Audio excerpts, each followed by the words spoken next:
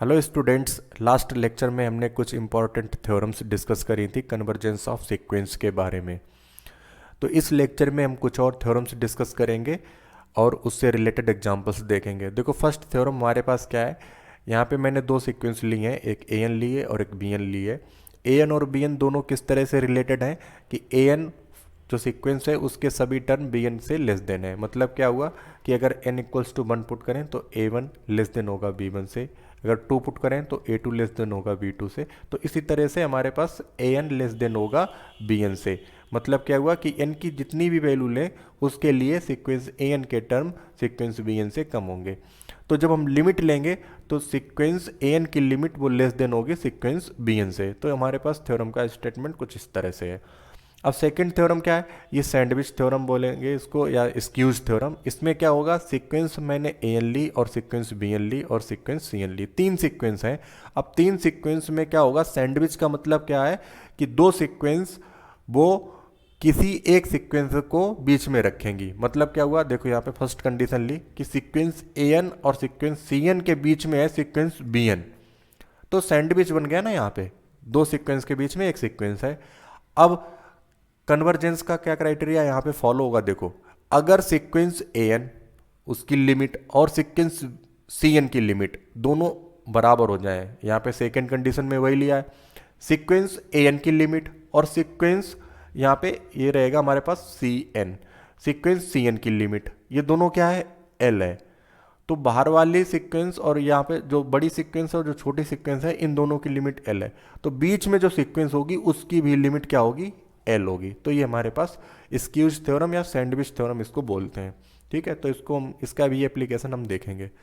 अब हमारे पास जो इंपॉर्टेंट थ्योरम है यहाँ पे quasi first theorem on limit. देखो ये थ्योरम का स्टेटमेंट बहुत ही आसान है और इसका एप्लीकेशन कई बार मिलता है। कई हम सीक्वेंसेस ऐसी देखेंगे जहां पे लिमिट निकालने के लिए इस थ्योरम का हम डायरेक्ट एप्लीकेशन देखेंगे। तो ये रिजल्ट हमारे पास ट्रू है। ठीक है, थ्योरम का मतलब क्या है कि कोई भी हमारे पास स्टेटमेंट लिखा है वो ट्रू है, उसको प्रूव किया जा चुका है। तो उस स्टेटमेंट को अगर हम याद रखते हैं और कोई हमें एग्जाम्पल दिया जाएगा तो हम उस स्टेटमेंट को रेफर कर देंगे, मतलब बोल देंगे कि ऐसा स्टेटमेंट सेटिस्फाई होता है, इस वजह से जो हम एग्जाम्पल करेंगे वहाँ पे वो कंडीशन सेटिस्फाई होगी। ठीक है, तो यहाँ पे हम कॉसी थ्योरम ऑन लिमिट ये फर्स्ट थ्योरम देखते हैं। इसमें क्या लिया गया कि अगर ए एन हमारे पास क्या है वो एल पे कन्वर्ज कर रहा है, एन टेंस टू इन्फिनिटी पे, तो टोटल सीक्वेंस अगर हम कोई टोटल टर्म लेंगे जिसमें हमारे पास कुछ इस तरह से दिया होगा कि ए one plus A two plus A three plus A N upon N, तो ये भी एल की तरफ कन्वर्ज करेगा। तो इसके लिए देखो मैंने यहाँ पे एग्जांपल लिए। फर्स्ट एग्जांपल अगर देखते हैं, यहाँ पे क्या लिखा, लिमिट हमें प्रूफ करनी है 1/n, 1 plus 1/2 plus 1/3 plus up to 1/n। तो ये शो करना है कि इसकी लिमिट जीरो पे जा रही है। ठीक है, तो इसको यहाँ पे चेक करते हैं। हमें क्या प्रूफ करना है कि लिमिट निकालनी है n tends to infinity 1/n 1 plus 1/2 plus 1/3 plus 1/n prove करना है, ये जीरो की तरफ जाता है। तो यहाँ पे देखो हम ए एन को क्या मान लेंगे, यहाँ पे लेट ए एन बराबर हमारे पास क्या है 1/n। इसमें टोटल देखो कंपैरिजन करें, कॉसी फर्स्ट थ्योरम लिमिट में हमारे पास किसको में प्रूव करना है, limit n tends to infinity, वहाँ पे क्या दिया था 1/n a1 plus a2 plus a3 इस तरह से प्लस an। तो an हमने यहाँ पे इसको ले लिया है। अगर an जिस पे कन्वर्ज करेगा उस पे कॉसी फर्स्ट थ्योरम को अप्लाई करके हम बोल देंगे कि वो टोटल एक्सप्रेशन उसी तरह से लिखा है। देखो यहाँ पे a1 की जगह 1 है, a2 की जगह 1/2 है, a3 की जगह 1/3 और an की जगह 1/n।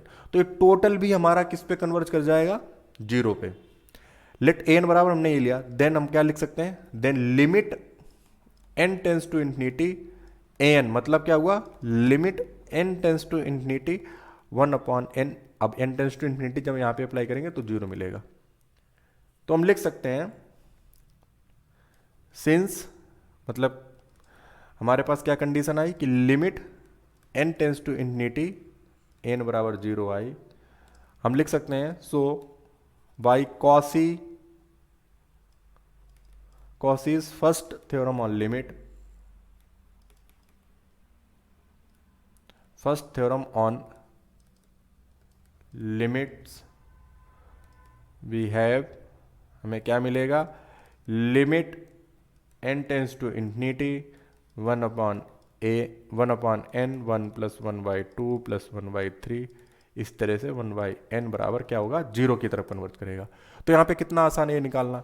ठीक है, इसी तरह से जो बचे हुए एग्जाम्पल हैं इनको जब हम करेंगे सॉल्व, तो इसमें क्या करेंगे, इसमें हम एक n से मल्टीप्लाई कर लेंगे और एक n से डिवाइड कर लेंगे। तो इस n को जब मल्टीप्लाई करेंगे तो सभी टर्म में मल्टीप्लाई हो जाएगा, इसमें भी, इसमें भी, इसमें भी। तो यहाँ पे जो an हमारे पास निकल के आएगा वो क्या आएगा, an/√n+1। तो इसकी लिमिट निकालोगे, तो इसकी लिमिट निकालोगे तो 1 आएगी, फिर यहाँ पे वही लिख देंगे। इसी तरह से यहाँ पे देखो an हमारे पास, जब हम इस n को सब जगह यहाँ पे देखो, हाँ an हमारे पास डायरेक्ट ये मिल गया, an बराबर n⁴ और इसकी लिमिट होती है 1। अगर हम लिमिट निकालें n टेंस टू इन्फिनिटी, इस तरह का क्वेश्चन देखा था, तो इसकी लिमिट होती है 1। तो यहाँ पे हमारे पास ये दोनों क्वेश्चन जो हैं वो इस तरह से हो जाएंगे। अब यहाँ पे एक और स्टेटमेंट है, इसमें देखो क्या है हमारे पास स्टेटमेंट में, वहाँ पे तो हमारे पास क्या था कि एवरेज लिया गया था, मतलब सम करके लिया गया था, तो वो अर्थमेटिक मीन टाइप से थ्योरम थी। और यहाँ पे जो थ्योरम लिख रहे हैं वो ज्योमेट्रिक मीन टाइप से है। ठीक है, अर्थमेटिक प्रोग्रेशन में हमारे पास जो अर्थमेटिक मीन आता है, मतलब क्या है कि अगर n नंबर लिया है उनका सम करें और बट अपॉन में n करें तो वो हमारे पास अर्थमेटिक मीन हो जाता है। यहाँ पे ज्योमेट्रिक मीन है, हम n नंबर को प्रोडक्ट करेंगे, उसकी पावर 1/n लगाएंगे, तो ये ज्योमेट्रिक मीन टाइप से। तो इसमें हमारे पास एक कंडीशन और एक्स्ट्रा आ जाएगी, सारे टर्म क्या होने चाहिए, सीक्वेंस के पॉजिटिव होने चाहिए।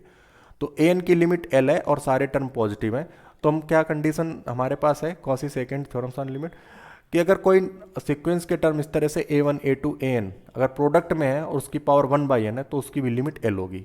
अगर इस an की लिमिट l है तो प्रोडक्ट और पावर 1/n उसकी भी लिमिट l होगी। तो ये स्टेटमेंट हम अभी देखेंगे इसका यूज।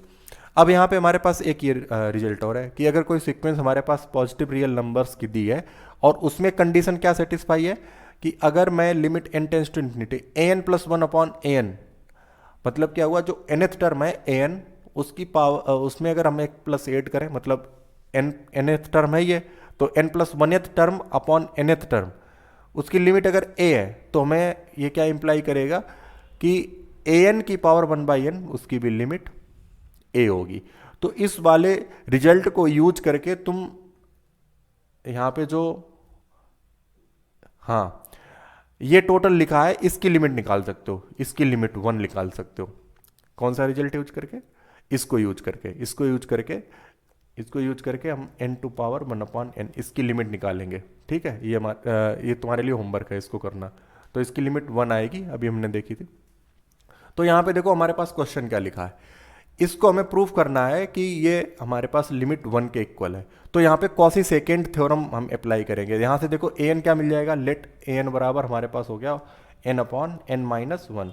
देन लिमिट, अब इसकी देखो क्या मिलेगी, limit n tends to infinity an, मतलब क्या है n/n-1।